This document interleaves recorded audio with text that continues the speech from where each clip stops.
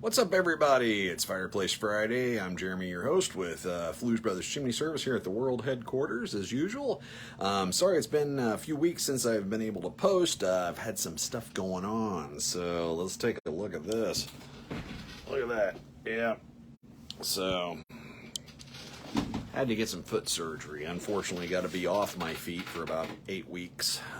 So it's something I've been putting off for a long time, and this year I really needed to get it done. So got it done. I'm thrilled. Anyways, hopefully I'll be in a walking boot, walking cast here in another week. Until then, that's my ride right there. That scooter getting around. Thank God whoever invented those things is a genius, because crutches over in the corner, those are kind of hard to maneuver. It requires some balance. So anyways, what I want to talk today was we've been getting a lot of calls recently on chimneys that are falling apart.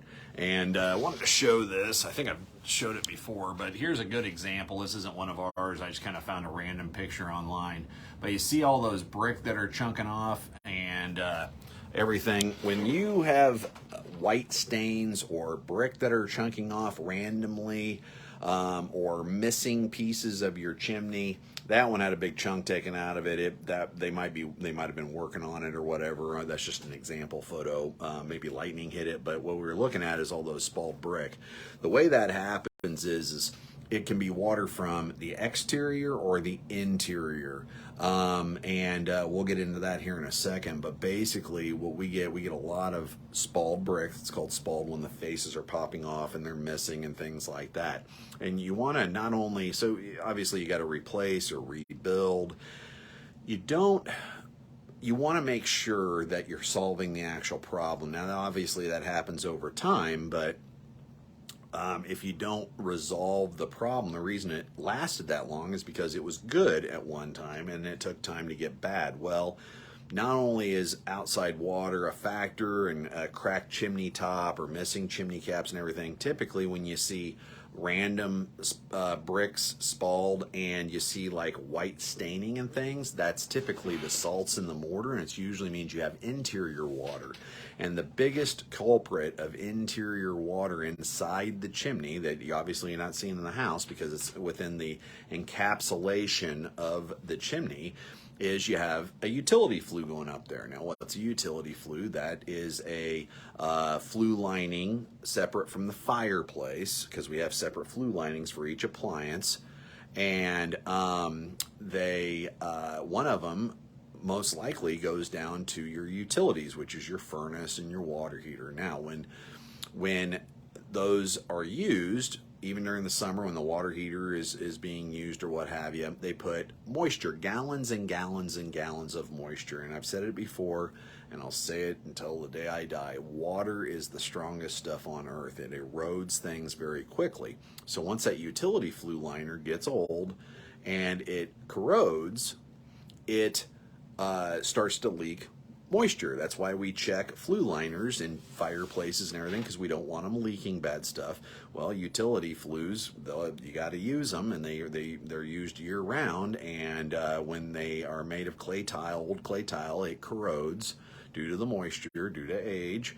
And then you need to repipe it with a properly sized, based on the BTUs of all the appliances going into that particular flue, stainless steel, properly alloyed liner system. We do a lot of these. We stock those liners because we do a lot of them. And so it's very, very important, because so many people just have the chimney rebuilt and they go, okay, you're good to go. But now it falls apart even faster. Why? Because we didn't do anything to that dilapidated lining. Well, it lasted this long. It lasted 30, 40, 100 years. Right.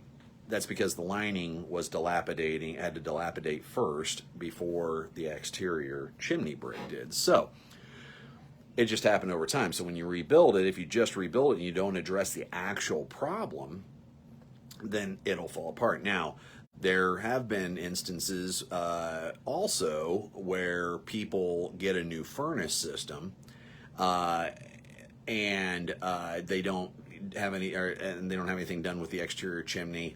And the new furnace system, the fix the lining, because furnace people are typically, they stick with the furnace and the water heater, not the actual venting of it up through the chimney. That's the chimney sweep guy that gets called. In fact, most of them will tell you to call it chimney sweep. And so when they replace a water heater or a furnace, you want to make sure you ask, how is this vented? And are we hooking it up to the old venting? Because even if it has like its own pipe venting going up through the house and everything, that pipe venting isn't going to last forever either. So it could be 20, 30, 100 years old too. And I found that most of that metal piping stuff, 20 years is a pretty darn good shake for most chimney systems, venting systems, stuff like that. They don't last forever. They don't. And so they're going to develop rust and corrosion and everything else over time. So moral of the story is don't just assume, hey, I'm getting a new furnace or a new water heater, they must be running new venting, because if you assume that and the venting's bad, unless they charged you for it, it isn't, well, shouldn't they have done that? Yeah, they should have done it. But if they didn't charge you for it, then they didn't do it and you didn't pay to have it done. And this was the outcome, unfortunately. So you have to advocate for yourself. Not everybody is a very thorough expert. There are, salesmen are in business to sell. And, if they go, hey, by the way, you need an extra $3,000, $4,000, $5,000 in chimney lining systems, and you have 3 or 4 people out, and someone goes, nah, you don't need any of that, they're going to lose work. So I've always told people, that you need to advocate for yourself, because the long-term effects are bad, and also carbon monoxide and stuff is not cool, and you shouldn't have that stuff in your house. So just because you have something replaced doesn't mean they address the venting too. A lot of times they just hook up to whatever hole is in the wall. We've even seen where they've vented into ash dumps, not even knowing that that's not a chimney, and it's just ignorance on that part. I'm sure there's no evil intentions, but again, you want to make sure you're asking these questions and advocating, and not always keep this in your head. If you have someone tell you one thing, or you see this Fireplace Friday, and you have someone else get a second opinion or whatever, and that other person is saying something 100% opposite or downplaying that person, you probably want to call back that original person and question them, because we get that too. We had a customer that had a disconnected pipe in their prefab system, and we showed them, got pictures, we have nothing to hide, very transparent. And they had called, we did a follow-up with them, and they said that, well, I had 2 other reputable companies come out, and they said it's fine. There's a picture of it right there. There's no way we can call the manufacturer, do any of that stuff. And we always invite, hey, if someone has a difference of opinion or something, and it's legitimate or logical, we're more than happy to meet whoever that person is along with you out there, because people, I'm not sure what reputable company means, like, because if they were certified or they had any proper training or anything, they would know that a disconnected piece of pipe is wrong. And we have nothing to hide. It's the customer's house. They do with it as they wish. But just because you call somebody and they come out and they tell you what you want to hear, you should still have your little flag pop up and go, okay, now we got a difference of opinion. What should we do? So many people just gravitate towards, oh, he told me what I wanted to hear. That guy's a reputable expert, and he's awesome, and he's now going to come to my thing. Sorry, I popped out there. That's everything for the day. Just wanted to make sure everything, and get people caught up just based on stuff that we've seen over the last couple weeks. So have a great weekend. I'm going to be resting with my foot up. So we'll talk to you next Friday. Thanks.